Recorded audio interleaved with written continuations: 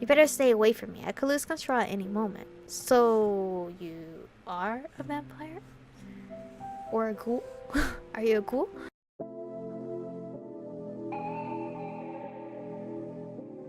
We're born in the moonlight. Ain't no fair to say. Can't breathe in the sunlight. Hello, beautifuls. This is Aromie here, and welcome back to Dark Nights. We're here redoing the whole bad ending thing because your girl is known for that. We are here with Roya, who doesn't seem to know how to back off. And he needs to back off, no matter how charming he is. Effortlessly, it carries me to the window. Excuse me? To the window, opening it one-handed and jumping out with inhuman speed. I hear Kurato crying out, but he's too far away to do anything. Dude, I'm dead again. Does Roya want to kill us both? I squeeze my eyes shut and prepare for a rough landing. I cling to his chest like a kitten about to be thrown into a bathtub. When nothing happens, I open my eyes. Roya stands with 2 feet on the ground, still holding me tightly. How did he jump from that height with someone in his arms and remain unharmed? Is he even human? Surprised? Put me down! Yeah, that's not happening. Roya walks along an empty street. Nobody's around this late, so I do not think screaming would help. I struggle in his arms, but he does not let me go. Even punching his chest and arms does not work. It makes me wish I was not so small and easily picked up. I try hitting his neck, but he sees it coming and throws me in the air. That's even worse. I thought he tends to drop me, but catches me right away before my body hits the ground. Even though he's moving swiftly, I realize that he's injured. His sleeve is ripped and there are bloodstains on his jacket. It must have already been like this before he entered my room, but I did not notice it before. Why are you kidnapping me? A good villain does not reveal his intentions. Judging by his grin, it cannot be anything good. His silence makes me more flustered. After a while, we reach an old villa. I recognize this place. It is the rumored haunted mansion. What is Roya up to? We go in through a door in the backyard and enter a dark hallway. My heart throbs nervously. I want to get away, but on the other hand, I want to know why Roya kidnapped me. At the end of the darkness is a large room with only moonlight illuminating it. Despite the house being abandoned, this room is well maintained, with hardly a speck of dust anywhere. Welcome to my hideout, Roya says with a prideful smile before putting me down on a large couch. With his hands now free, he loosens his tie and starts to unbutton his shirt. I stare at him with wide eyes. What is he doing? Oh wait, Roya! I know you're an elite student. Doing this will ruin your reputation. Roya what? Doing what? Roya turns to me and raises his eyebrows. What are you thinking? Oh, were you thinking I intended to ravage you? I see, you're not as innocent as you look. Roya grabs a few bandages off a table and patches a wound across his torso. I notice more scars around that spot. What happened to you? Quite a lot, huh? Each scar has its own story. Do you want to hear some? I personally would like to know why you kidnapped me from my house. Roya points to a rounded scar on the left side of his chest. Some stranger decided I was a vampire and tried to stab me with a wooden stake. Are you not? I know I'm handsome, but mistaking me for a vampire is too much. And the older depictions of vampires, they're pretty ugly. I'm not that old. Is he joking? While Roya patches himself up, I sit up on the couch. Besides the couch and table, this place is kind of empty. I wonder if Roya really lives here, or if he's staying here temporarily. Once Roya is done, he puts his shirt and tie back on. You were the one behind those kidnappings, weren't you? I don't know what I've done to you, but can you... I didn't bring you here to talk to you. I brought you here to bait Kurato. He's your private guard, correct? Your prince should come here to rescue you soon. Why would you have business with him when he doesn't even know you? Whatever your plan is, leave me out of it. Be quiet and sit still. I roll my eyes and stand up. I assume the passage where we got in is the exit too. I'm not going to sit around and wait for Kurato. Obviously, that is very true because Kurato couldn't even protect me. I freaking saw the ghost and died from that ghost. And then this route, I'm kidnapped. I can get out of here on my own. When I head to the exit, I feel my wrist being grabbed. You can't go there, princess. I won't be your hostage. Play along, or what? I won't change your mind. You'll have to tie me down if you want to keep me from running away. Excellent idea. Idiot! Why did I tell him to do that? Roya pulls me to him as he grabs his tie. I should have tied you up earlier. I didn't really mean it. I panic as Roya tries to tries to bind my arms together. I kick his knee, causing him to lose balance. I use this chance to break free and run. When I reach the entrance, I try to jiggle the doorknob. He didn't lock it, so why isn't it opening? Is it a one-way entrance? It does not take long before strong hands grab my shoulders. Rora picks me up and throws me on the couch. Lots of CGR going around here. The next moment, I feel my body being pinned down. My heart throbs in my chest as I struggle to get free. When I look up, I stare right into his eyes. If you'd listen, I wouldn't need to do this. As if I'm going to listen to a kidnapper. I'd rather die than get tortured and drag Kurato into this. I won't torture or kill you. What's with the music change? Rora lets out a sigh and loosens his grip. For a fraction of a second, I thought I'd seen a different side of him. I guess I'll take you at your word. Rora brushes a strand of hair away from my face and pulls it closer to sniff it. You smell really good. Too bad I need to hold myself back.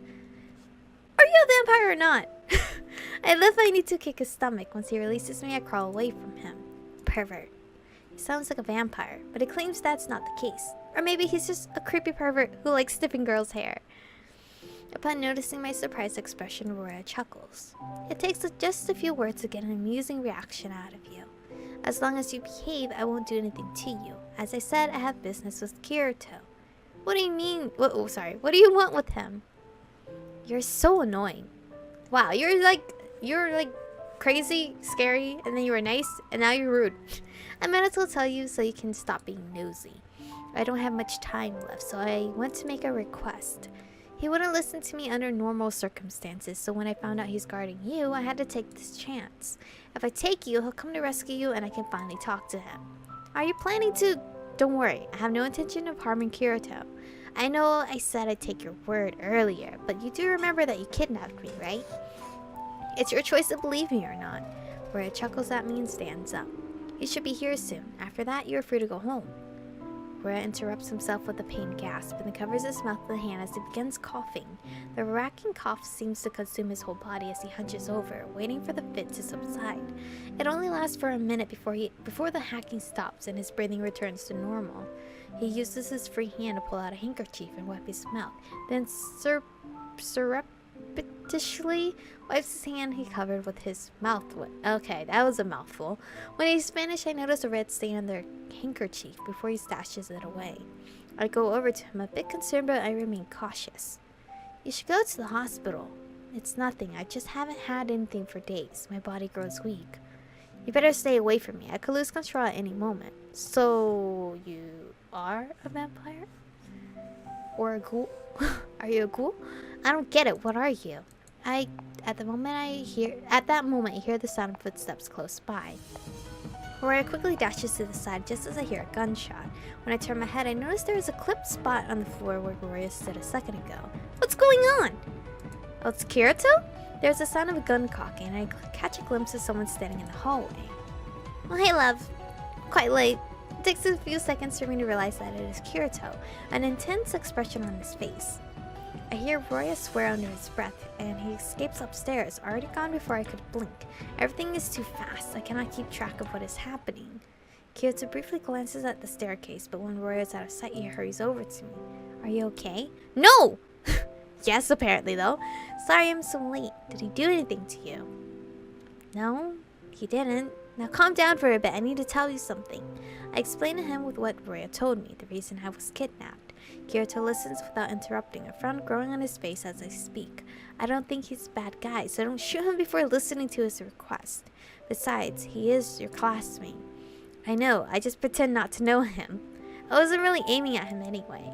Kyoto lets out a deep sigh and looks up where Roya just escaped to. Where is Junaru? And this whole mess. Or maybe he's at class or library? That guy is a pain. I don't want to deal with him right now. Come on, let's get you out of here. He sounds so irritated. I wonder what's on his mind. As I head towards the passage, I feel pain shoot through my ankle. Oh, I probably sprained it when I kicked Roya. I walk behind Kyoto with a blank face, trying not to let my discomfort show. It hurts, but we're not far from home. I can make it. Can I? No, I can't. Upon noticing my speed, Kyoto walks back to me. He crouches in front of me, gesturing for me to climb on his back with a hand. What? You don't have to act tougher on me. We have not known each other for very long, yet Kurato can see right through me. Guilt stirs inside me for worrying him this much. It is surprising that he came after me without hesitation. I thought he would have went to Chain or another guard first. Honestly, I thought he was gonna go to Chain. I pout but give in to his offer. He gives me a piggyback ride home. Sorry I couldn't protect you back there. I should have anticipated something like this happening. Kirato's voice trembles a bit. You couldn't have known. Forget it. It was my fault. You couldn't have known. It was pretty sudden. You couldn't have known. I was careless too. Still, it's my job, and I couldn't stop him from kidnapping you, even though I was right there. I gently pat his shoulder, but Kurato does not budge. He must be feeling frustrated. We remain quiet the rest of the way home. Kurato carries me all the way to my room, which is a little embarrassing. I murmur my thanks to his shoulder, hearing him chuckle a bit. He takes the first aid kit from the bathroom and bandages my ankle. Go to sleep and forget what happened tonight, alright? I'll deal with Roya later. I only nod as I snuggle into bed. Kurato gently strokes my hair before I fall asleep. This time, he watches over me until morning. To be continued! Honestly, that's way better than the dead. Okay, the bad ending of the horrible, typical, crappy ending. I forgot how they worded it. It was not great though. But this makes me more curious about Roya. Like, he even mentions the fact that people thought he was a vampire, so they tried to stab him in the chest with a wooden stake. So if he's not a vampire, is he a ghoul? Because it seems like he needs to feed on someone to get energy, and he hasn't been feeding for a couple days. So if they're not vampires, I'm assuming they're ghouls. But anyway, thank you guys for watching today's episode. We're gonna move along and go to, excuse me, the red-haired guy that we met in the waterfall, because he has not been shown at all in any of these storylines. Neither has the, I don't remember the kid's name that we saw in the park. He hasn't been here either, so he's gonna be kept last. The red hair guy I'm very intrigued about. So thank you guys for watching today's episode. Stay beautiful, and I'll see you guys in the next one. 혼자 주저앉아 생각만 커져가 언제부터